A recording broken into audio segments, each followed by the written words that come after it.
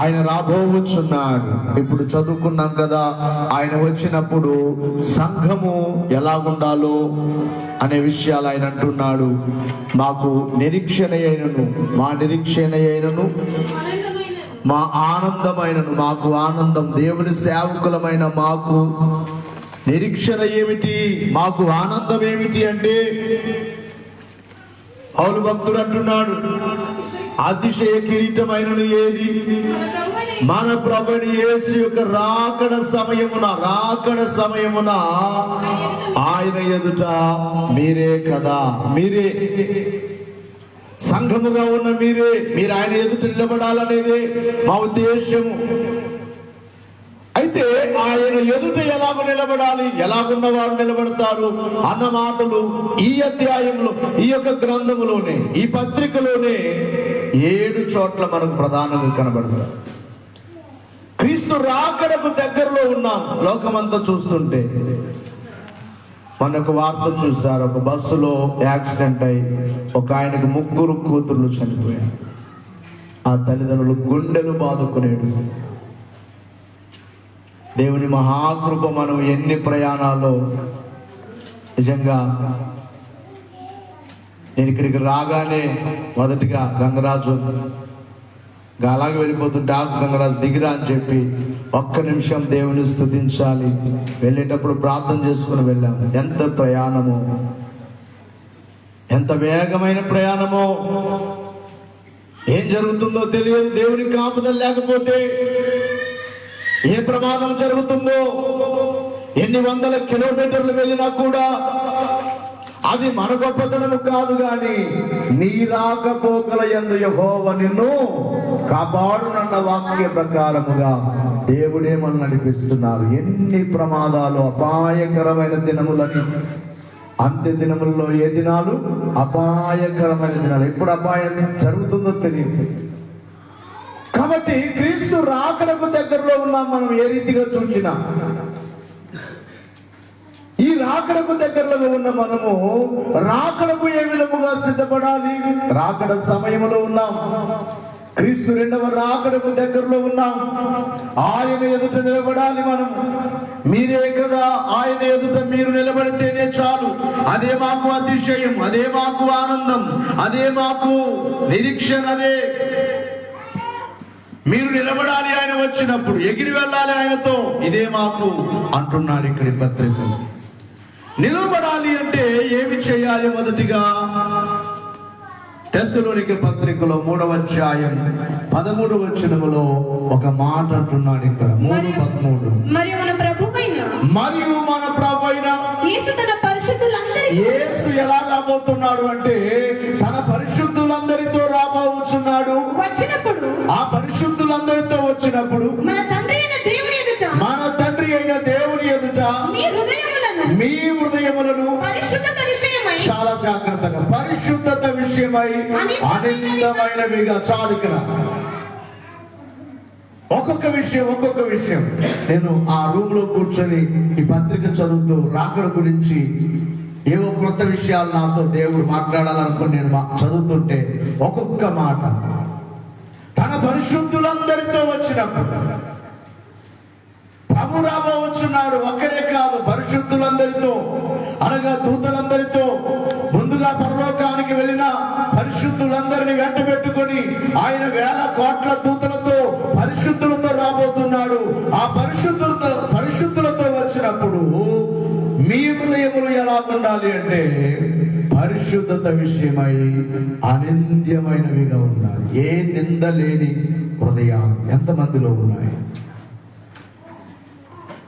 బహుశా నేను అనుకుంటున్నాను, ప్రతి వారు ఏమనుకుంటారు అంటే వారికి వారు మార్కులు వేసుకుంటారు. నేను బాగున్నాను,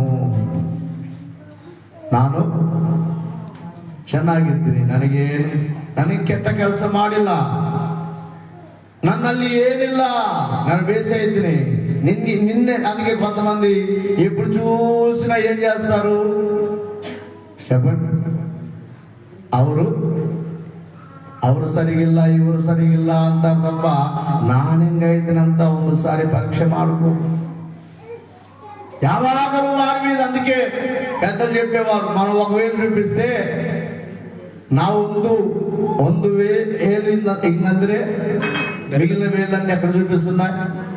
ಒಂದುసారి నేను కూడా నోడుకోప్ప. పరిశుద్ధత విషయమై అనింద్యమైనవిగా మీ హృదయాలు, ఏ విధమైన కల్మషం ఇందులో, ఏ విధమైన కక్ష, ఏ విధమైన భేదము ఎవరి మీద.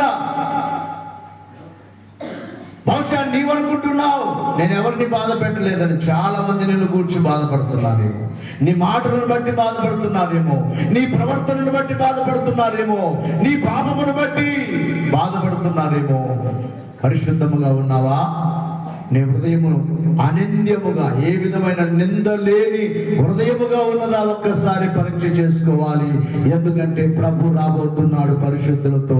వచ్చినప్పుడు ఎవరు ఆయన ఎదుట నిలబడగలరు అంటే పరిశుద్ధత విషయంలో అనింద్యమైన వారు, ఏ విధమైన నింద లేని వారు. ఆ మాట జలప్రలయ కాలంలో ఎవరిని గూర్చి వ్రాయబడిందో? నోవాహును గూర్చి ఎవరిని వ్రాయబడింది? నోవాహు నీతివంతుడు, ఆ తరములో నిందారహితుడు, అనింద్యము. అంటే నింద కూడా మోపడానికి వీలు లేనట్లుగా బ్రతకాలి మనం. మన మీద నింద మోపడానికి కూడా అవకాశం ఉండకూడదు. నిందించుటకు ఎదుటి వ్యక్తికి మనము అవకాశం ఇవ్వకుండా బ్రతకాలి భూమి మీద. కాబట్టి మొదటిగా ప్రభువు రాబోవచ్చున్నప్పుడు పరిశుద్ధులతో వచ్చినప్పుడు మనం ఎలా కూడా ఉండాలంటే పరిశుద్ధముగా ఉండాలి, ఏ పాపము లేని వారు. ప్రభు అన్నారు, నేను పరిశుద్ధులను కనుక మీరును ఎలా ఉండాలి? పరిశుద్ధముగా. పరిశుద్ధతను గూర్చి ఆయన బిడ్డలమైన మనం పరిశుద్ధంగా ఉండాలని ఎబ్రీ పత్రిక 12వ అధ్యాయం 10వ వచనములో, పేతురు రాసిన మొదటి పత్రిక 2వ అధ్యాయం 9వ వచనములో, అమ్మా చదువు. వారు కొన్ని దినముల మట్టుకు, ఎబ్రీ 12:10, వారు కొన్ని దినముల మట్టుకు తమకు ఇష్టము వచ్చినట్లు మనలను శిక్షించిరి గాని మనము తన పరిశుద్ధతలో పాలు పొందవలెనని మన మేలు కొరకే ఆయన శిక్ష చేయించున్నాడు. ఒకవేళ మనకి ఏదైనా శిక్ష వచ్చిందా, శ్రమ వచ్చిందా, అది మనుషుల ద్వారా కావచ్చు, ఎవరి ద్వారా కావచ్చు. మనకు శ్రమ వచ్చినట్లయితే, శిక్ష వచ్చినట్లయితే, ఎందుకు ఆ శిక్ష అంటే తన పరిశుద్ధతలో మనం ఏం పొందాలి? గట్టిగా చెప్పాలి. అర్థం చేసుకోవట్లేదు మీరు. గంటలు కూర్చొని ప్రార్థన చేసుకొని వాక్యాలు రాసుకొని చెప్తున్నా బైబిల్ ఎంతమంది అర్థం చేసుకుంటున్నారు? ఈ ప్రయాస ఎంతమందికి అర్థమవుతుంది? చెప్పేటట్లేదు, వినట్లేదు. ఇప్పుడు చెప్పిన ప్రసంగం కొద్దిసేపు అడిగితే మళ్ళీ చెప్పడమే. తన పరిశుద్ధతలో పాలు పొందాలి. ఒకవేళ నీవు శిక్షలో ఉన్నను ఏం కాపాడుకో? నీ పరిశుద్ధత నీవు ఎల్లప్పుడూ కాపాడు. ఎందుకంటే రాబోతున్నాడు పరిశుద్ధులందరితో. ఎవరిని తీసుకుని వెళ్ళడానికి? పాపులను కాదు. నీ మాటలో పాపం ఉన్నదా? నీ ఆలోచనలో పాపం ఉన్నదా? నీ చూపులో పాపం ఉన్నదా? అందుకే ఎప్పుడు నేను అంటాను, మనము లోకమును చూడవద్దు, ఎప్పుడు దేవుని వైపే చూడాలి. దేవుని కంటే అందమైన వారెవరున్నారు? దేవుని కంటే గొప్ప వారెవరున్నారు? ఎంతో సుందరుడమ్మ తాను. ఒక భక్తుడు పాడుచున్నాడు, ఎంతో సుందరుడమ్మ తాను, నేనెంతో మురిసిపోయి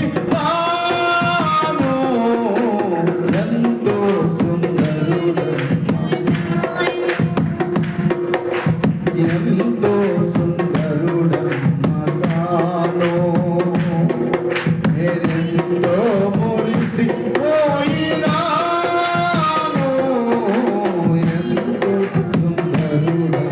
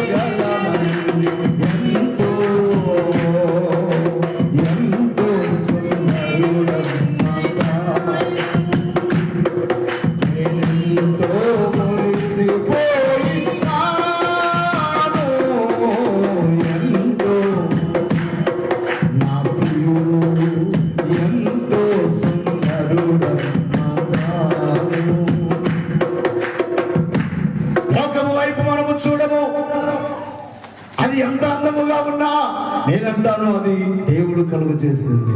దేవుడే సుందరుడు.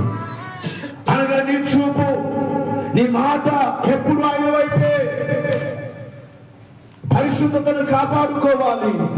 అలాగే పేతురు రాసిన మొదటి పత్రికలో కూడా 2వ అధ్యాయం ఇక్కడ కూడా పరిశుద్ధతలో పాలు పొందాలి.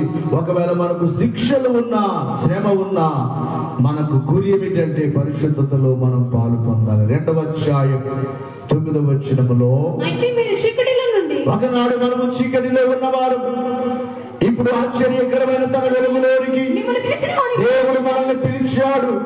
పిలిచిన వారి గుణాతిశయములను ప్రచురము చేయు నిమిత్తము ఏర్పరచబడిన వంశమును, రాజులైన యాజక సమూహమును. ఏ జనముగా ఉండాలి మనము అంటే పరిశుద్ధ జనము. దేవుని సొత్తైన ప్రజలునై ఉన్నారు. పరిశుద్ధత ఈ 3 వచనాల్లో మీకు చూపించినది ఏమిటంటే పరిశుద్ధత. దేవుని రాకడకు సిద్ధపడేవారు కలిగి ఉండవలసిన మొట్టమొదటిది ఏమిటంటే పరిశుద్ధత. వారి హృదయాలు పరిశుద్ధముగా ఉండాలి. ఎవరు పరిశుద్ధముగా ఉండగలరు? నిత్యము దైవ తలంపు కలిగిన వారు, దేవుని చూచేవారు, దేవుని ఆలోచించేవారు, దైవ గ్రంథాన్ని ధ్యానించేవారు పరిశుద్ధముగా ఉండగలరు.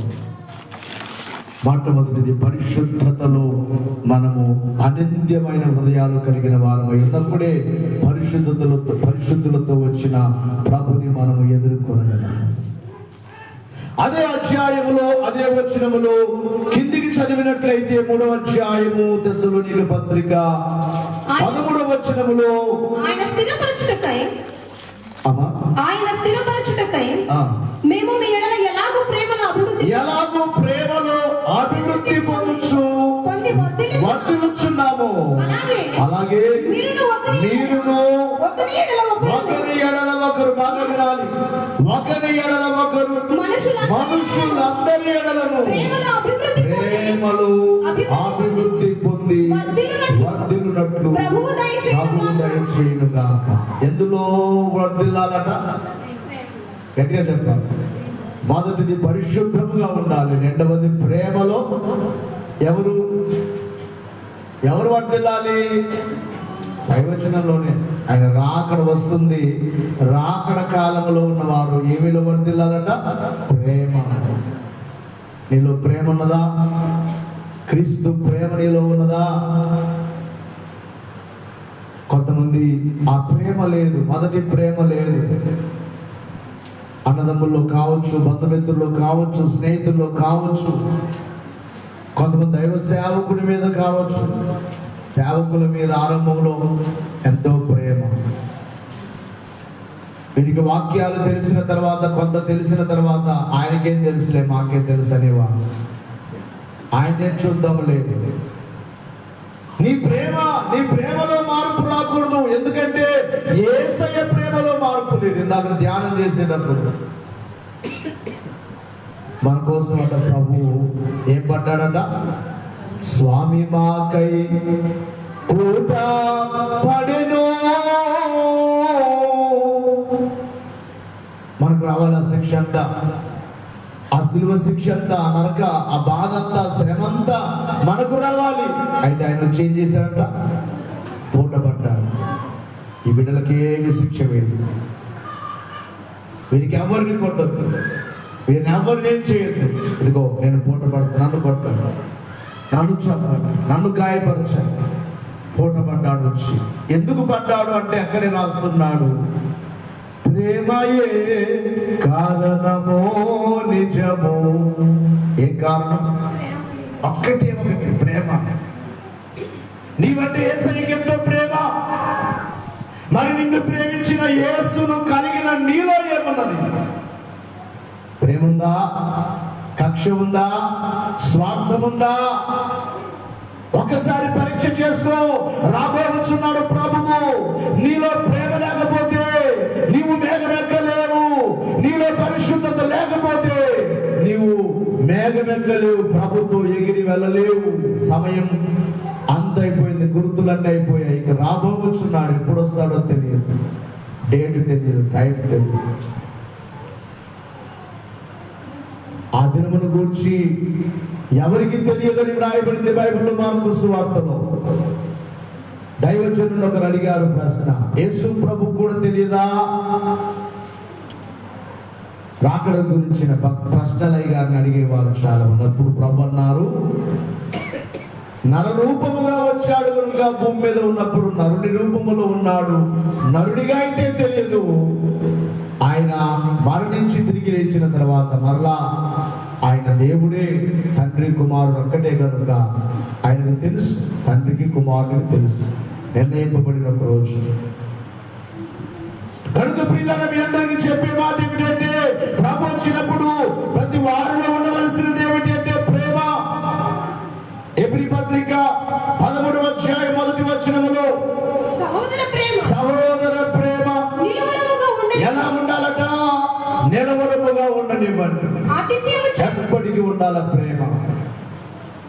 సహోదరుడు అంటే నీ ఇంటిలో ఉన్న నీ రక్త సంబంధికులే. నీ రక్త సంబంధికుల మీదే నీకు ప్రేమ లేకపోతే,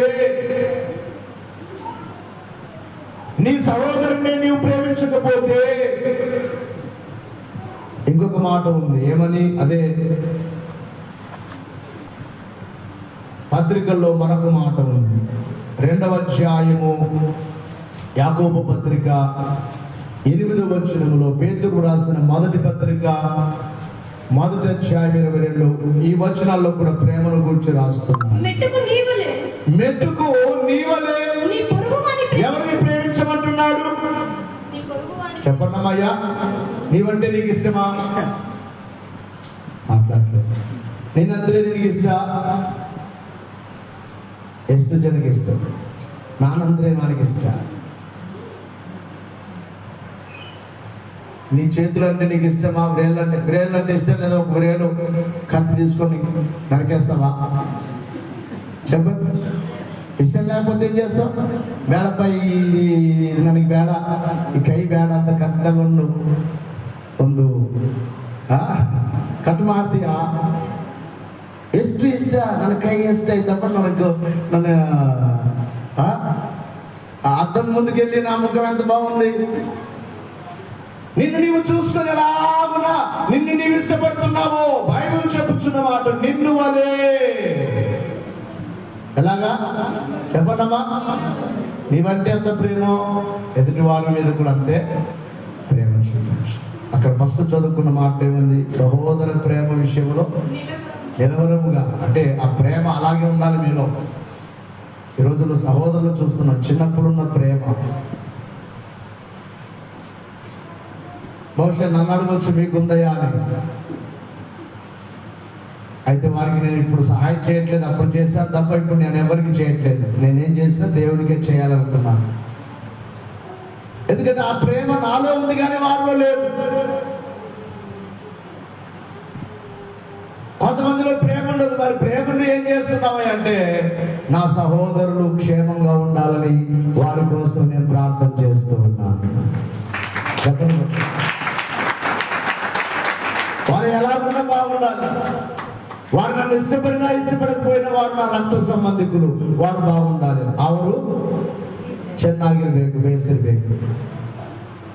ಅವ್ರ ಮೇಲೆ ನನಗೇನು, ಅವ್ರು ಏನ್ ಮಾಡಿದ್ರು ಕೂಡ ನನಗೇನು ಅವ್ರ ಮೇಲೆ కోపము ద్వేషమేమి లేదు. సహోదర ప్రేమ విషయంలో అనగా చిన్నప్పుడు ఎంత ప్రేమ అంటారో కొంచెం పెద్దగా అయ్యేలో, తర్వాత వివాహం అయిన తర్వాత అప్పుడు స్టార్ట్ అవుతాయి. అవునక్క, ನಿನಗೆ ನಿನ್ನ ಅಣ್ಣ ಅಂದ್ರೆ ಪ್ರೀತಿ, ನಿಮ್ಮ ಅಕ್ಕ ಅಂದ್ರೆ ಪ್ರೀತಿ. ಮತ್ತೆ ನನಗೆ ನನ್ನ ಹಾಗೆ ನೀನು ಮದುವೆ ಮಾಡ್ಕೊಂಡಿ ನೀನು. మరి మధ్యలో ఉన్నాడు ఈ క్యాండిడేట్, ఎక్కడ వెళ్ళాలి? చెప్పండి అమ్మయ్యా, నువ్వు మధ్యలో పెట్టాను. ఏం చెప్తారు పెద్దల సామెత? ముందుకెళ్తే నొయ్యి, వెనక్కెళ్తే గొయ్యి అన్నట్టు ఉంది పరిస్థితి. ముందుకెళ్ళాలో వెనక్కెళ్ళాలో తెలియదు. అంతవరకు బాగుంది, పెళ్ళి అయ్యే వరకు బాగుంది. తర్వాత ప్రేమలు తగ్గిపోతున్నాయి, కోపం ఎక్కువైపోతుంది, కక్షలు ఎక్కువైపోతున్నాయి. బైబిల్ మనకు చెప్పే మాట, రాకడకు సిద్ధపడే నీవు సహోదర ప్రేమ విషయంలో నిలకడగా ఉండు. నీ ప్రేమ నిలకడగా ఉండాలి. నిలవరమైన ప్రేమ కలిగి ఉండు. వారు నిన్ను అర్థం చేసుకున్నా చేసుకోకపోయినా, వారు నిన్ను సహాయం చేసినా చేసుకోకపోయినా, నీ ప్రేమలో మార్పు రాకూడదు. ఎందుకంటే నీవు ఎవరి ప్రేమ కలిగి ఉన్నావు? చెప్పండి, అర్థమవుతుందా? ఎవరి ప్రేమను కలిగిన వారు మనము?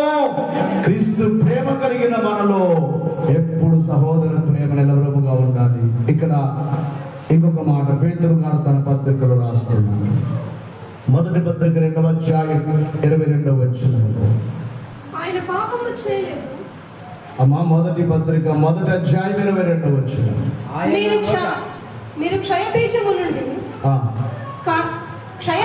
నుండి కాక శాశ్వతముగా జీవము గల దేవుని వాక్య మూలముగా అక్షయ బీజము నుండి వాక్య మూలముగా అక్షయ బీజము నుండి పుట్టింపబడిన వారు కనుక నిష్కపటమైన సహోదర ప్రేమ. ఏ ప్రేమ ఉండాలట? చెప్పన్నమయ్యా, నేను బైబిల్లో ఉన్న మాటలే మాట్లాడుతున్నాను. నేను బైబిల్లో లేకుండా ఏదైనా చెప్తున్నానా? మాట్లాడలేదయ్యా. ప్రతి మాట బైబిల్లో చూపిస్తున్నానా లేదా? మీ బైబిల్లో లేదా? మీ బైబిల్లో కూడా ఉందా? ఈ మాటలు ఉన్నాయా? బైబిల్ ఒకటే కదా. దేవునికి మహిమ కలుగును గాక. చేతులెత్తాలి హుషారుగా. దేవునికి స్తుతి కలుగును గాక. దేవుని వాక్య మూలముగా అక్షయ బీజము నుండి పుట్టింపబడిన వారు కనుక ఏ ప్రేమ ఉండాలి? నిష్కపటమైన సహోదర ప్రేమ కలుగునట్లు మీరు సత్యములకు విధేయులగుట చేత మీ మనస్సులను పవిత్రపరచుకున్న వారయుండి ఒకరినొకడు హృదయపూర్వకముగా నిక్కటముగాను ప్రేమించుడి. చాలు. ఒకవేళ స్వార్థం ఉందా? అక్కడ కింద అంటున్నాడు, స్వార్థంతో బ్రతుకుతావా? నీ బ్రతికెంత? స్వార్థంతో బ్రతుకుతావా? ఎలయనగా సర్వ శరీరులు గడ్డిని పోలిన వారు, వారి అందమంతయు గడ్డి పువ్వలి ఉన్నది, గడ్డి ఎల్లును దాని పువ్వును రాను. పువ్వు లాంటిది జీవితం, రాలిపోతుంది. గడ్డి లాంటిది జీవితం, వాడిపోతుంది. ఏ దినమందైనా ఏ క్షణమైనా, ఏ దినమందైనా ఏ క్షణమైనా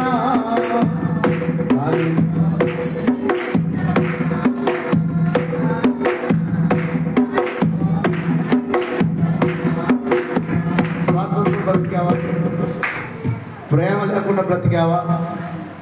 ఎప్పుడు వాడిపోతావో చెప్పన్నమాయా. ఎప్పుడు రాలిపోతావో తెలియదు. కాబట్టి ప్రేమ, నిష్కపటమైన ప్రేమ అంటే ఇక్కడ ప్రేమలో కూడా ఏముంటుందట అమ్మా? కపటం. అంటే కొంతమందికి ఏముంటుంది? కపట ప్రేమ. బైబిల్లో ఎవరికి ఉందా ప్రేమ? ఇస్కరియోతు యూదా యేసు ప్రభువుని ఎలా ముద్దు పెట్టుకున్నాడు? ప్రేమ ఉన్నట్లుగా ముద్దు పెట్టుకున్నాడు. అది ప్రేమ? చెప్పండి. అంటే కొంతమంది ప్రేమలో కూడా కపటం ఉంది. ಏನೇನಾ ನಿನಗೆ ಮೋಸ ಮಾಡಕ್ಕೆ ಅವ್ರು ನಿನ್ನ ಹತ್ತಿರ ಬಂದು ಎಷ್ಟೋ ನಿನ್ನ ಮೇಲೆ ಪ್ರೀತಿ ಇದ್ದಂಗೆ ಮಾತಾಡ್ತಾರೆ. ಹೌದಾ? ಅವಾಗ ನೀನು ಅನ್ಕೊಂತ ಏನಂದ, ಇವರಿಗೆ ನಾನಂದ್ರೆ ಎಷ್ಟು ಪ್ರೀತಿ, ಅದಕ್ಕೆ ನನ್ನ ಮುಂದೆ ನನ್ನ జీవితంలో అనుభవించాను. ఒక వ్యక్తి వచ్చాడు, అయ్యా నువ్వు ఇంత కష్టపడి సేవ చేస్తున్నావు, నీకు ఏదైనా సహాయం చేయాలనిపిస్తుందయ్యా అంటే నేను అనుకున్నాను, ఈ వ్యక్తికి నా మీద ఎంత ప్రేమ, ఈ సేవకుని మీద ఎంత ప్రీతి ఉంది ఇతనికి అనుకున్నాను. కానీ నా సేవ అంతా నష్టమైపోవడానికి ఆడే కారకుడయ్యాడు. ఏ ప్రేమ అది? చెప్పండి అయ్యామా? కపట ప్రేమ. ನಿನಗೇನೋ ಮಾಡ್ತೀನಿ, ಹಂಗ ಮಾಡ್ತೀನಿ, ಹಿಂಗ ಮಾಡ್ತೀನಿ ಅಂತಾರೆ. ಏನು ಮಾಡಲ್ಲ. వేసిన ఏం చేస్తారు? ముంచి వెళ్తారు. రెండుందా ముంచి గుంతలేకేసి తలకాయ కూడా మునిగిపోయేటట్టుగా తొక్కేసి ఎండ పడితే మధ్య నోడా అంతా ఉంటారు. కపట ప్రేమ.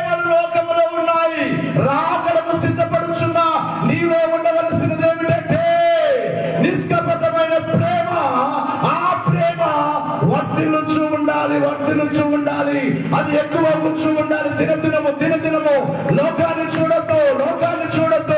ప్రభువు వచ్చుచున్నారు కనుక ప్రభు చేరేంత వరకు మనం ఎఫెసీ ఆ తెస్సలోనిక పత్రికలో చదువుకున్నట్లుగా ప్రేమలో అభివృద్ధి పొందుడి, పరిశుద్ధంగా ఉండండి అంటున్నాడు మొదటిగా. రెండవది ప్రేమలో అభివృద్ధి పొందండి. దయచేసి మీకు చెప్తున్నాను, ఒకవేళ మీ అన్నదమ్ములు కానీ ఇంతవరకు ఒకరికొకరు మాట్లాడుకోకపోతే దయచేసి మాట్లాడుకోండి, ప్రేమగా మాట్లాడుకోండి. ఏ వెంట తీసుకెళ్ళం, మంచిగా ఉండండి. స్వార్థం వద్దు, కక్షలు వద్దు. ఏమి సాధించలేరు, ప్రాణం పోతే నీ ప్రాణం గడ్డి లాంటిది, నీ జీవితం గడ్డి లాంటిది, పువ్వు లాంటిది. సర్వశరీరం గడ్డిని పోలి ఉన్నారు, గడ్డి అయిపోయింది. ఒక 2 నెలలు ఉంటే గడ్డి అంతా ఎండిపోతుంది, పచ్చగుండదు, ఎండ రాగానే ఎండిపోతుంది. నీ జీవితం కూడా అంతే. కనుక ప్రియులారా, దేవుని యొక్క విశ్వాసులారా, రాకడకు సిద్ధపడేవారు రెండవదిగా ప్రేమలో వృద్ధి పొందాలి. మొదటిగా పరిశుద్ధతలో అన్యముగా ఉండాలి, రెండవదిగా ప్రేమలో అభివృద్ధి పొందాలి. అంటే ప్రేమ ఎలా ఉండాలో మన బైబిల్లో చాలా చోట్ల చూస్తాం. ఇక మూడవ మాట ఏమిటంటే, రాకడ సమయం దగ్గరగా ఉన్నది కనుక తెస్సలోనిక మొదటి పత్రిక 4వ అధ్యాయం 13వ వచనములో ఇక్కడ రాకడకు సిద్ధపడే వారికి మరొక మాట దేవుడు చెప్తున్నారు. సహోదరులారా, ఏమి ఉండాలి మనలో?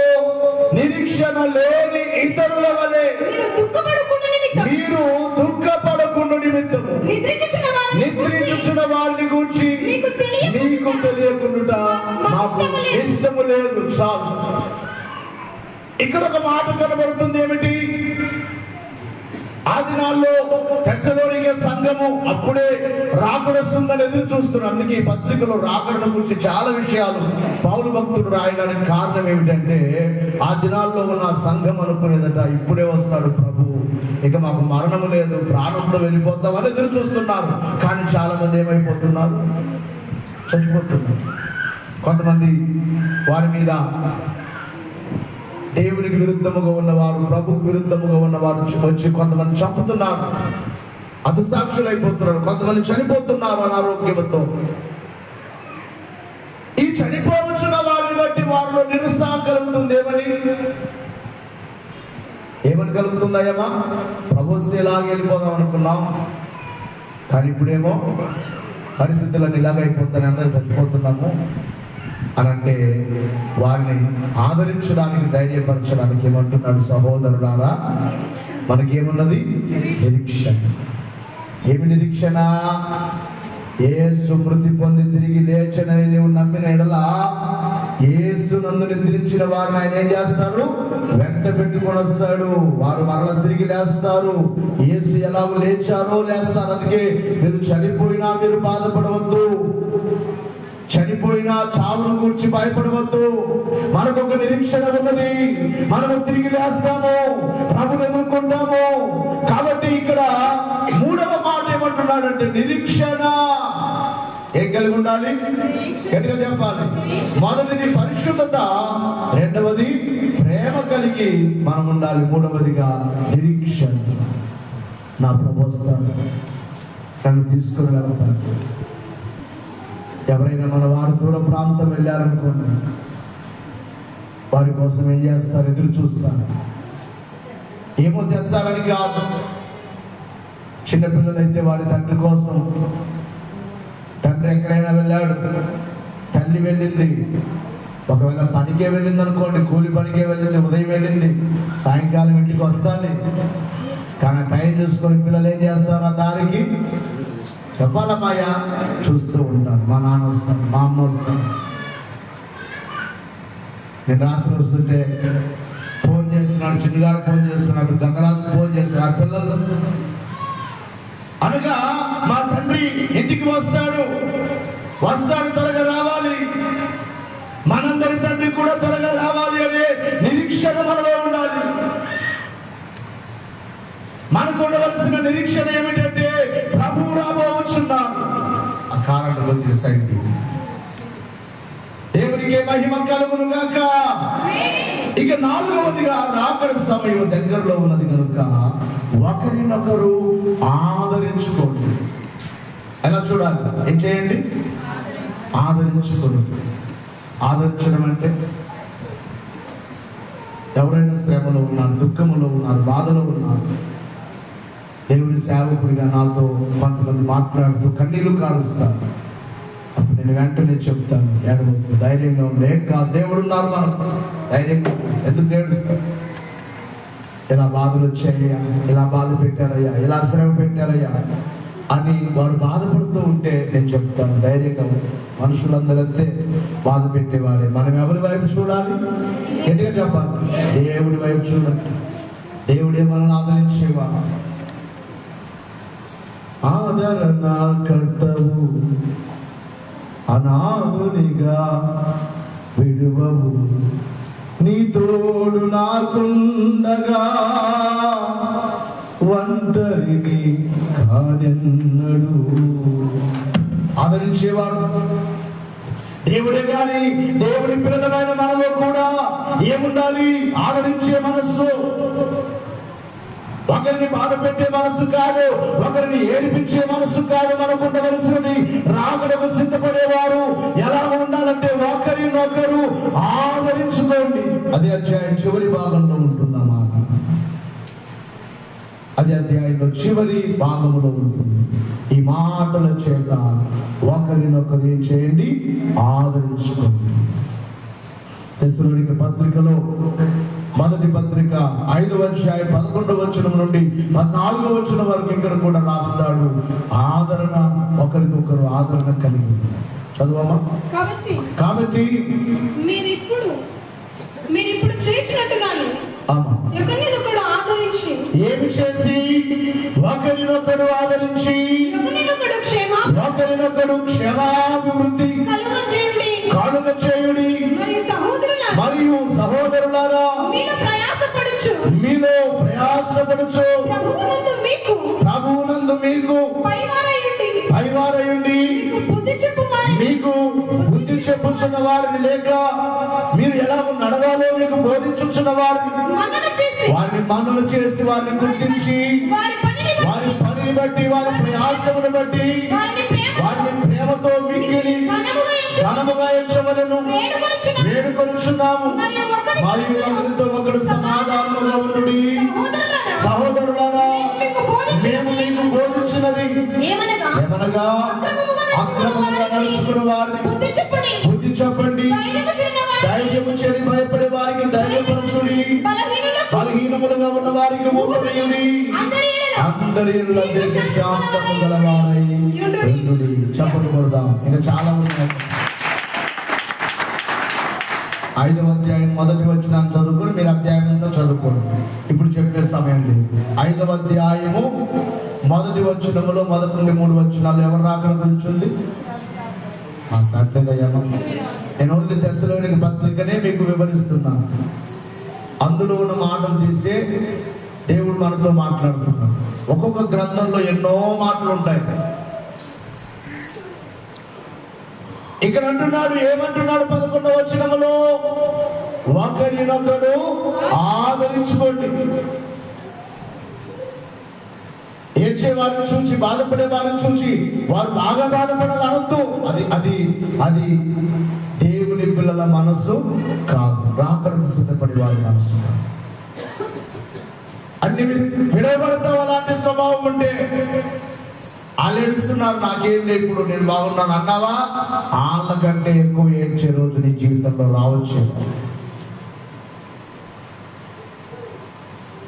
జాగ్రత్తగా వినాలి. దేవుడు మాట్లాడుచున్న మాట. అందుకని ఎవరిని బాధపడే వారిని చూసి నువ్వు నవ్వద్దు. అదే అధ్యాయం ఏడ్చు వారిలో ఏడవమంటాడు. కీడు చేసిన వారికి మేలు చేయమన్నాడు. మేలు చేసిన వారికి కీడు కాదు, కీడు చేసిన వారికే గట్టిగా చెప్పాలి.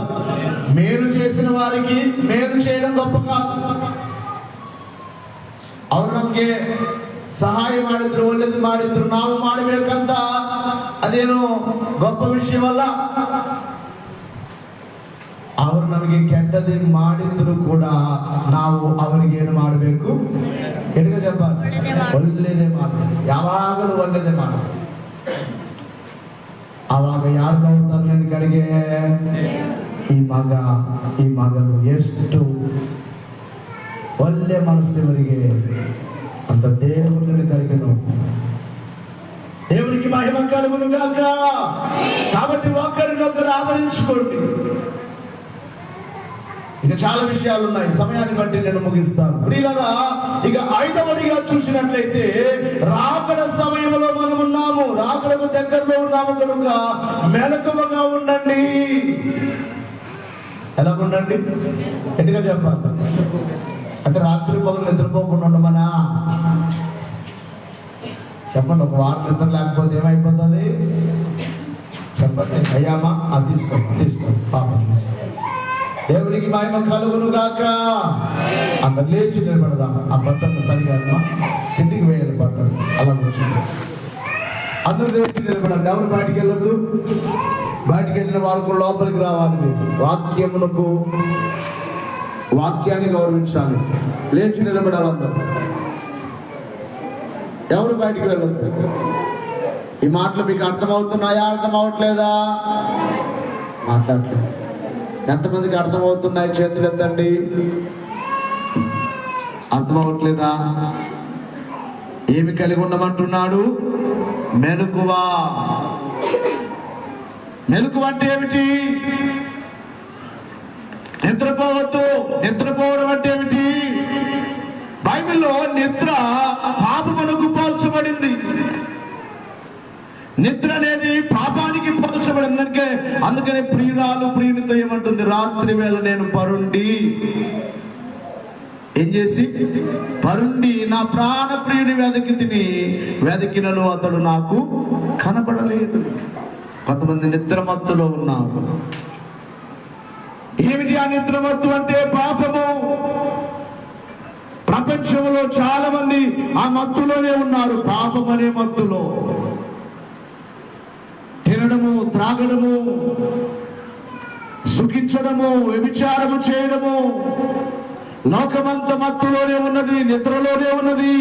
అందుకని అంటున్నాడు, మనం పగటి వారము, రాత్రి వారము కాదు. రాత్రి వారు నిద్రపోతారు, రాత్రి వారు మత్తుగా ఉంటారు. మనం పగటి వారము, మనము చీకటి వారము కాదు. చీకటిలో ఉన్నవారు నిద్రపోతారు, చీకటిలో ఉన్నవారు పాపము చేస్తారు. మనం పగటి వారము కనుక మనం ఎప్పుడు మెలకువగానే ఉండాలి. అంటే మనలోనికి ఏ పాపము ప్రవేశించకుండా ఎలా ఉండాలయ్యమ్మా? మెలకువగా ఉండండి. చాలా చోట్ల చెప్పాడు ప్రభు. ఈ మాట ఎక్కడుంది మనకు? 5వ అధ్యాయం 6-7 వచనాల్లో ఇతరుల వలె నిద్రపోవద్దు. ఇక్కడ మాట్లాడుచున్న వాడు ఇతరుల వలె నిద్రపోక మెలకువగా ఉండి ఏమి కాకుండా ఎందుము? మత్తులము కాక ఎందుము. నిద్ర మత్తు. బహుశా అయ్యగారు ప్రయాణం చేసి చలిసిపోయి నిద్రపోయి అనుకున్నారే. మేము కరెంట్ పోయింది, నాకు ఇస్త్రీ చేసుకోలేదు బట్టలు. అందుకే చెప్పాను, ఇప్పుడు నేను స్టార్ట్ చేయబోమ్మా వస్తానని. అప్పటికే రెడీ అయిపోయాను. మెలకువగానే ఉందాము, మెలకువగానే నిద్రపోవద్దు. దేవదాసయ్య గారట రోజులో 2 గంటలే నిద్రపోయేవారు. ఎన్ని గంటలు? 2 గంటల సేపు అయ్యగారు నిద్ర. మిగిలిన సమయం అంతా చెప్పండి అయ్యమ్మా, ప్రార్థనే. కొంతమంది గొప్పవారు చెప్పే మాట, దైవజనుడు చెప్పే మాట, నీవు జీవితంలో బాగా వృద్ధిలోనికి రావాలంటే ఎక్కువగా నిద్రపోవద్దు అన్నా. ఏం చేయొద్దు? అమ్మాయ్యా చెప్పండి. కొంత సమయం దొరికిందంటే అయిపోయింది. కొంతమంది కుర్చీలో కూర్చొని కూడా చెప్పండి గట్టిగా. ఎలా నిద్రపోతారో తెలియదు. ఎలా కూర్చుని నిద్రపోతారు? కింద కూర్చుని. ఇంతకుముందు షాల్లో తెల్లవారుజాము 4-5 టైము, ఒక్కోసారి 6 అయ్యేది. ఈరోజు ఉదయం రేపు 6 వరకు జరిగింది. ఒక క్యాండిడేట్ ఉండేవాడు, మైకిల్ సమీర్ అన్న నేను, మేము 3 ఉండేవాళ్ళం. ఈ 3లో మైకిల్ బాబు ఒక లైవ్ చూస్తాను. మాస్టర్ గారు ఆయన ఇప్పుడు లైవ్ చూస్తుంటారు. ఆ మైకిల్ బాబు ఏం చేసేవాడంటే కళ్ళు మూసుకొని నిద్రపోతూ జనాలు ఇలాగనే వాడు అనమాట. లైన్ పంపించాలి అమ్మగారి దగ్గరికి, ఆ క్యాండిడేట్ మాత్రం ఇలాగా నిద్రపోతూ కళ్ళు మూసుకొని నిద్ర ఇలాగ తూగుతూ చేతులు ఇలాగనేవారు. అప్పుడు అమ్మగారు అనేవారు, నాయనా పడిపోతుంటే చెప్పండి, కింద పడితే అలాగా. అలా క్యాంపులో, రామచంద్ర క్యాంపులో వాక్యం చెప్తుంటే నిద్రపోతారు, నిలబెడితే కూడా నిద్రపోతారు. మోకాళ్ళ మీద పెడితే మోకాళ్ళ మీద కూడా నిద్రపోతారు. ఇంకేం చేయాలి? మోకాళ్ళ నొప్పులు వస్తే మత్తుపోవాలి కదా. కొంతమందికి ఓ నిద్ర నిద్ర నిద్రపోతూ దరిద్రం ఉంటుంది వాళ్ళ ఇంట్లో. మెలకువగా ఉందండి. రాత్రి మెలకు వస్తే ప్రార్థన చేయమన్నారు దైవజనులు. కరెక్ట్ అర్ధరాత్రికి మెలకు వస్తుంది, నేను తప్పకుండా ప్రార్థన చేసుకుంటాను. తెల్లవారుజామున మెలకు వస్తే ప్రార్థన చేసుకుంటా. మెలకు వస్తే ఒక్కోసారి అలసిపోయిన అలాగే మంచం మీద పడుకొని కూడా ప్రార్థన చేసుకుంటూ ఉంటాను. ఎందుకంటే వాక్యాన్ని బట్టే ఏమన్నాడు దావీదు గారు, నేను మంచం మీద పడుకొని రాత్రి సమయం ధ్యానం చేశానంట. నిద్రలో కూడా మనకు ధ్యానమే. కూర్చున్నాను, లేచి ఉన్నాను. చెప్పాలండి, వచ్చింది అది మైండ్లోనికి ఆ వాక్యానికి సంబంధించి. కూర్చున్నాను, లేచి ఉన్నాను,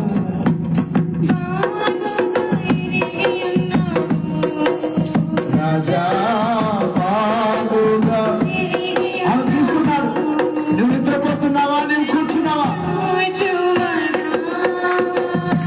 నిత్యం కాచువైనా, నిన్ను చూచువైనా,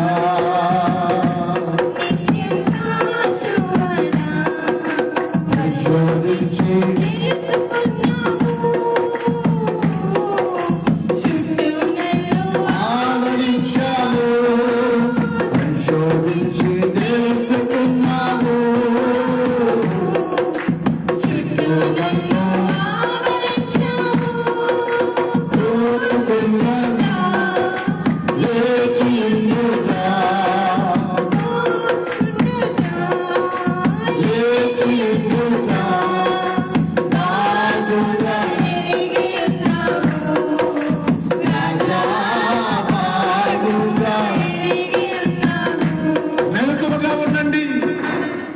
నిద్రపోవద్దు.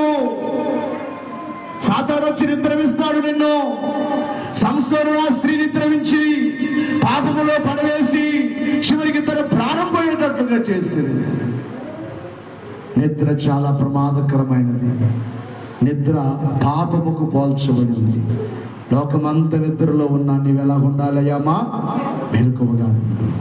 ఈ మాట బైబిల్లో యేసు ప్రభువారు కూడా చెప్పారు. ఎక్కడ? మార్కు సువార్త 13వ అధ్యాయం 37 జాగ్రత్త పడుడి. ఎలా ఉండాలంట? రాత్రికి సిద్ధపడేవారు మెలకువగా ఉండి ప్రార్థన చేయుడి. అక్కడ ఇంకొక మాట 37వ వచనములో, నేను మీతో చెప్పున్నది అందరితో మీతో ఒకటే కాదు చెప్పేది. ప్రభు అంటున్నాడు, రాకడకు సిద్ధపడే వారందరితో చెప్పుచున్నాను. ఎలా ఉండండి? ఎటుగా చెప్పాలి? మెలకువగా ఉండండి. ఏ నిద్ర మత్తులో ఉన్నావో చూసుకో. నిద్ర అంటే చెప్పాను కదా, మామూలు రెస్ట్ తీసుకోండి. రోజుకు 6 గంటలు నిద్రపోండి. మళ్ళీ అయ్యగారు చెప్పారు రాత్రి అంతా మేలుకొని ఉంటుంది, పనులు చేసుకునేవారు. మన నన్ను తిట్టుకుంటారు. కానీ 1 గంట టైం దేవునికి ఇవ్వండి. తెల్లవారుజామున వయసు పెరిగే కొద్ది నిద్ర తగ్గుతుంది అంటారు పెద్దవారు. వయసు అయిపోయిన వారు మేలుకొని నీ కుటుంబం కోసం ప్రార్థన చేయగానే నీ కుటుంబంలో ఎలా గొడవ పెట్టాలని ఆలోచన చేయద్దు. రాత్రంతా నీ కోడలతో ఎలా గొడవ పెట్టుకోవాలి, నీ కొడుకుతో ఎలా గొడవ పెట్టుకోవాలి, నీ కుటుంబాన్ని ఎలా నాశనం చేసుకోవాలని ఆలోచన చేయొద్దు. మరి కొంతమంది లేచి నిలబడాలంటే ఒక రోజున మేము అప్పుడు ఎండాకాలంలో గోడాల్లో ఉన్నప్పుడు, అప్పట్లో మాకు ఈ ఇన్వర్టర్ లేవు కాబట్టి ఇంక పైన పడుకునే వాళ్ళం.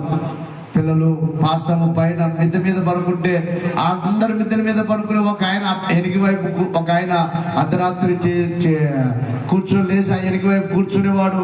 ఆ క్యాండిడేట్ లేచిందంటే కాదు సాలుగా, వీడు తాగింది ఒకటి ఆడిపోతే ఒకటి. అలాంటి పనులు మనము చేయకూడదు. మెలకు వచ్చిందా? ఎవరి వైపు చూడాలి? గట్టిగా చెప్పండి. ఏమని ప్రార్థన చేయాలి? వయసులో పెద్దవారులారా మీ కుటుంబం కోసం ప్రార్థన చేయండి. మెలకువగా ఉండి ప్రార్థన చేయండి. యేసు ప్రభు చెప్పుచున్న మాట, పరిశుద్ధాత్మ దేవుడు వ్రాయించిన మాట తెస్సలోనిక పత్రికలో, ఇదిగో మత్తులు కాక ఎలా ఉండండి? మెలకువగా ఉండి ప్రార్థన చేయండి. అయ్యా, నా కుటుంబాన్ని, నా బిడ్డలను సరిచేయండి, వారి జీవితాలను మార్చండి, వారికి ఉన్న కష్టాలు తీసివేయండి, వారికి సమృద్ధినివ్వండి. అయ్యా, మా సేవకుని, మా సేవకురాన్ని, వారి బిడ్డలను, మా సంఘములను, మా సంఘ బిడ్డలను, రక్షణ లేని వారిని ఆ బెంగళూరు పట్టణంలోని గదిలో ఉండి ప్రార్థన చేస్తున్నాను. అయ్యా, ఈ పట్టణంలో ఉన్న ప్రజలందరూ రక్షించుకుని ఆయన, ఎందరో రక్షణ లేకుండా ఉన్నారు. ఓ తండ్రి, ఈ కర్ణాటక రాష్ట్రమును మీ శిలువ ఎత్తుకు నడిపించుకోనండి అయ్యా. భారతదేశమును మీ శిలువ ఎత్తుకు నడిపించుకోనండి అయ్యా. మీ రాకడ సమీపంలో ఉన్నది కనుక ప్రపంచమంతటిని మీ శిలువ ఎత్తుకు నడిపించుకోండి అయ్యా అని ప్రార్థన చేయడం జరిగింది. దేవునికి మహిమ కలుగును గాక. రోడ్లో నడుచుకుంటూ వెళ్తున్న మనసులో ప్రార్థన, ఈ ప్రజలందరూ రక్షణ లేకుండా, భారం ఉన్న వారికి నిద్ర రాదు, బాధ్యత ఉన్న వారికి నిద్ర రాదు, ఏ బాధ్యత లేని వారికి మత్తు, ఏ పని బాట లేని వారికి మత్తు, భారము నీలో ఉండే నిద్ర అది రమ్మన్న రాదు. మెలకువగా ఉండండి, మత్తులో పడిపోవద్దు, పాపం అనే మత్తులో పడవద్దు. 5 మంది నిద్రపోయారు, 5 మంది మెలకువగా ఉన్నారు. నిద్రపోయినట్లుగానే ఉన్నారు, కానీ ఎలా ఉన్నారు? మెలకువగా. కూత వినబడగానే, పెళ్లి కుమారుడు వచ్చుచున్నాడనే స్వరము వినబడగానే రెడైపోయారు. పడిపోవద్దు, జాగ్రత్తగా ఉండండి, మెలకువగా ఉండండి. 6వ మాటను చూచినట్లయితే, రాకడకు సిద్ధపడేవారు. 5వ అధ్యాయం 23వ వచనం. 5:23. అమ్మా, సమాధానకర్తయగు దేవుడే మిమ్మల్ని సంపూర్ణముగా పరిశుద్ధపరచును గాక. మీ ఆత్మయు జీవమును శరీరమును మన ప్రభు అయిన యేసు క్రీస్తు రాకడయందు నిందారహితముగాను సంపూర్ణముగాను ఉండునట్లు కాపాడబడును గాక. గమనించాలి, ఇక్కడ ఏమిటి అంటే, రాకడ వరకు 3 జాగ్రత్తగా ఉండాలి. ఏమిటి? మనలో ఏముంది చెప్పండి అయ్యమ్మా? మన ఆత్మ జాగ్రత్తగా ఉండాలి, మన జీవం ప్రాణం జాగ్రత్తగా ఉండాలి, మన శరీరం దేహం. కొంతమంది ఆత్మ బాగుంటే చాలు, అన్ని పాపాలు చేయొచ్చు. ఒక రోజున ఒక పాస్టర్ గారు అంటున్నారు, బైబిల్లో ద్రాక్షరసం తాగమని బైబిల్లోనే ఉంది కదా పాస్టర్ గారు, మందు తాగొచ్చు కదా అంటున్నాడు ఆయన. నేను అన్నాను, ద్రాక్ష పండ్లు తెచ్చుకొని జ్యూస్ తీసుకొని తాగయ్యా, తప్పు లేదన్నా. ద్రాక్ష గ్రేప్స్ పండ్లు దొరుకుతాయి కదా, ద్రాక్ష జ్యూస్ త్రాగడం మంచిది. డాక్టర్లు కూడా చెప్తుంటారు, అప్పుడప్పుడు ద్రాక్ష జ్యూస్ త్రాగితే కడుపులో జబ్బు ఉండదట. ఆ పురుగులు లేక ఆ ఏదైనా ఆ కడుపు క్లీన్ కాకపోతే కడుపు క్లీన్ అయిపోతుంది. మందు తాగమన్నాడా? మద్యముతో మత్తులై ఉండకూడదు అన్నాడు. మరి ఆ మాట ఏం చేస్తావు? అదేమన్నాడంటే, నీ కడుపు జబ్బు చేయకుండా అప్పుడప్పుడు కొంచెం ద్రాక్ష రసం త్రాగమన్నాడు, కానీ మత్తు త్రాగమని లేదు. అర్థం చేసుకోవడంలో ఉంటుంది వాక్యం. కనుక కొంతమంది, నా ఆత్మ బాగున్నది, నా శరీరంతో ఏ పాపమైనా చేయొచ్చు, తప్పు అది. ఏమని చెప్తుంది? రాకడకు సిద్ధపడేవారు నీ ఆత్మ శుద్ధిగానే ఉండాలి, నీ ప్రాణము, నీ జీవం బాగుండాలి, నీ దేహము కూడా పవిత్రంగానే శుద్ధిగానే 3 బాగున్నప్పుడే రాకడ వచ్చినప్పుడు మేఘములో ఎగిరిపోతావు. దేవునికి మహిమ కలుగును గాక. ఇక చివరి మాట చెప్పి ముగిస్తాను. 7వదిగా ఏమిటంటే పరలోకము నుండి ప్రభు రాబోతున్నాడు కనుక ఇక్కడ అంటున్నాడు తెస్సలోనిక మొదటి పత్రిక 1వ అధ్యాయం 10వ వచనం. మొదటి పత్రిక 1వ అధ్యాయం 10వ వచనం. మీ యొద్ద మాకెట్టి ప్రవేశం కలిగెను. చివరి భాగం యేసు అనగా రాబోవు ఉగ్రత నుండి మనలను తప్పించుచున్న, బాగా వినాలి ఇక్కడ, రాబోవు ఉగ్రత నుండి మనలను తప్పించుచున్న ఆయన కుమారుడైన యేసు పరలోకము నుండి వచ్చునని ఎదురు చూచుటకును. చాలా ఇక్కడ ఎందుకు రాబోతున్నాడు అంటే ఈ ప్రపంచానికి ఏమి రాబోతుంది గట్టిగా చెప్పాలి. ఆల్రెడీ స్టార్ట్ అయింది, ఇంకా ఎక్కువ కాబోతుంది ఉగ్రత. వాక్య పఠంలో కూడా చదువుకున్నాం. ఏమని చదువుకున్నాం మర్చిపోయాం. అప్పుడే కన్నడ బైబిల్లో చదివింది కుమార్తె మార్కు సువార్తలో ఏమనుంది? అవి చలికాలము రాకూడదని ప్రార్థన చేయండి. ఎందుకు? గర్భిణీ స్త్రీలకు, పాలిచ్చు పిల్లలకు శ్రమ. లోకము పుట్టింది మొదలుకొని అంత శ్రమ కలుగలేదు, కలుగబోదు. అలాంటి శ్రమలు రాబోతున్నాయి. బహుశా మీకు చెబుతుంటే ఏదో ఆయన చెబుతున్నాలే అనుకుంటున్నారా? పెడచెవిని పెడుతున్నారా? బైబిల్ అబద్ధము కాదు, దేవుని మాటలు అబద్ధము కాదు, తప్పకుండా నెరవేరుతాయి. ఆయన అన్నాడు ఆకాశము గతించిన, చెప్పండి, ఆకాశం రాకడ గురించి చెప్పే ఈ మాటలు చెప్పారు ప్రభు. రాకడ గురించి గుర్తులు చెప్పే ఈ మాట చెప్పారేమని? ఆకాశము గతించిన, భూమి గతించిన, నా మాటలు గతింపు, తప్పకుండా నెరవేరుతాయి.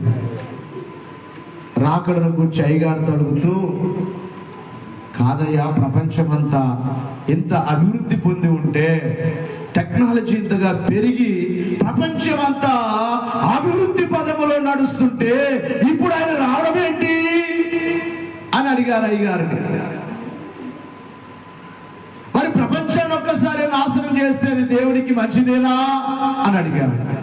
అప్పుడు అయ్యగారు అన్నారు, ప్రపంచమంతా నాశనం అవ్వదు, కానీ ఎవరైతే ప్రభుని మర్చిపోయి, ఎవరైతే లోకమే పాపమే అనుకొని కలుగు చేసిన తండ్రిని, సృష్టికర్తను మరచి ఆ మానవుని కొరకే ప్రయాసపడిన ప్రభుని మరచి భూలోకములో భూమే స్థిరం అనుకున్న వారికి శ్రమ తప్ప ఎదురు చూచే వారికి ఏ శ్రమ లేదు. అక్కడ ఉంది కదా, మీరేం చేయాలట?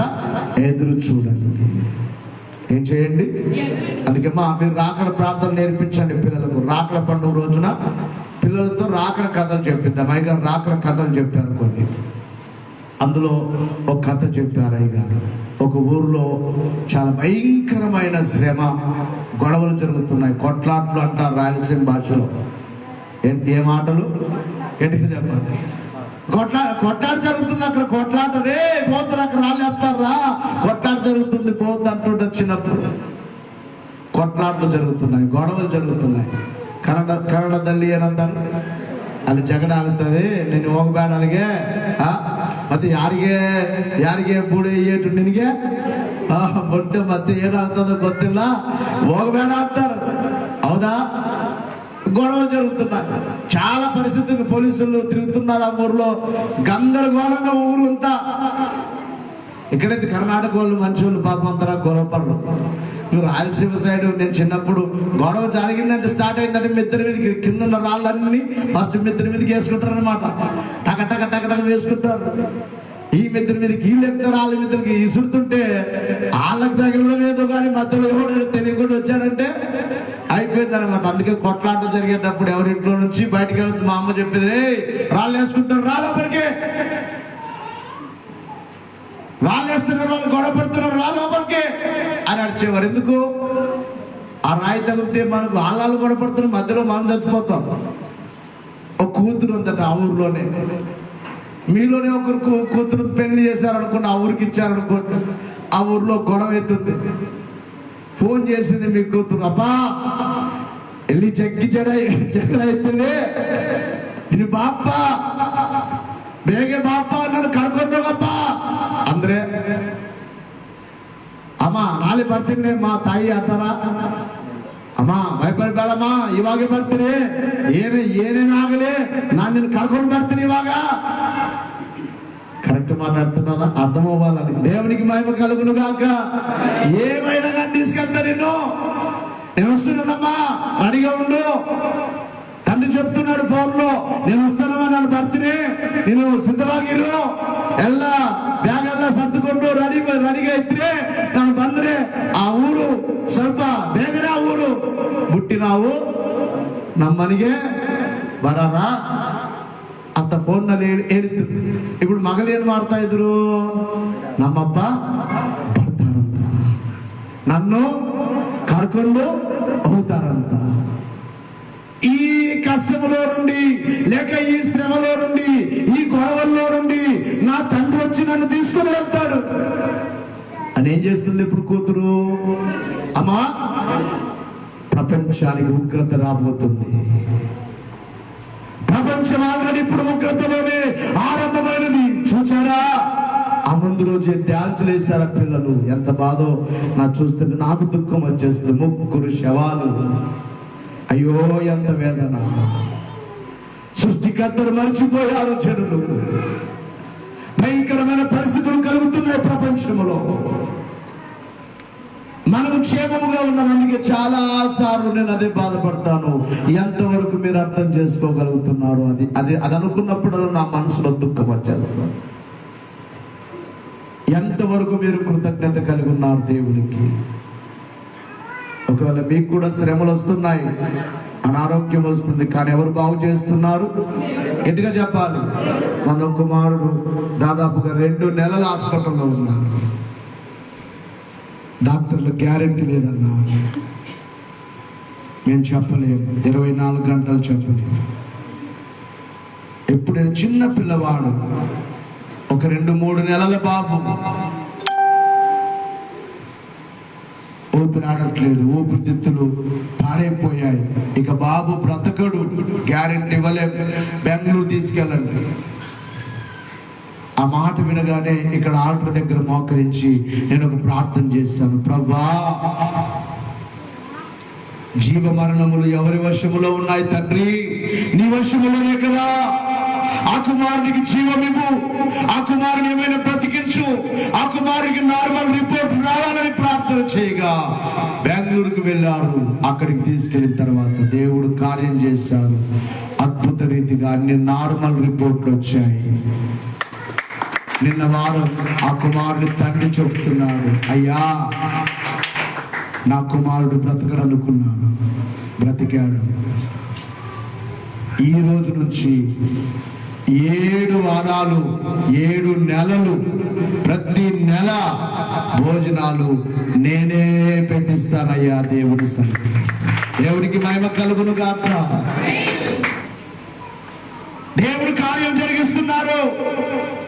అది దేవుడు మనకు సమీపముగా ఉన్నాడు. అందుకే నేను ఎప్పుడు ప్రభుత్వ నువ్వు నాతో ఉన్నావు కదయ్యా, ఈ కార్యం జరిగించయ్యా. నిన్న కుమార్తె ఫోన్ చేసింది, అయ్యా నా కుమార్తె డెలివరీ కాలేక బాధపడుతుంది, లోపలికి తీసుకెళ్ళి మీరు ఒక ప్రార్థన చేయండి అయ్యా. ఫోన్లో ప్రార్థన 10 నిమిషాలకే ఫోన్ చేసింది, నవ్వుతూ ఫోన్ చేసింది, అయ్యా బాబు పుట్టాడయ్యా. చప్పట్లు కొట్టే. దేవునికి మహిమ కలుగును గాక. మీకు ఒక కాపరిని ఉంచారు, మీ కాపరి మీకోసం ప్రార్థన చేస్తున్నాడు, మీ కాపరి మీకోసం కన్నీళ్లు కారుస్తున్నాడు. అది మీకు కంచెగా దేవుడు కాపాడుతున్నారు. అర్థం చేసుకుంటున్నారా? మేము బాగున్నాం అనుకుంటున్నారేమో. ఎవరిని బట్టి బాగున్నాం? మీరైనా నేనైనా మనమందరము చెప్పాలమ్మయ్యా కృతజ్ఞత కలిగి ఉండండి. లోకమంతా చాలా గందరగోళంగా ఉంది.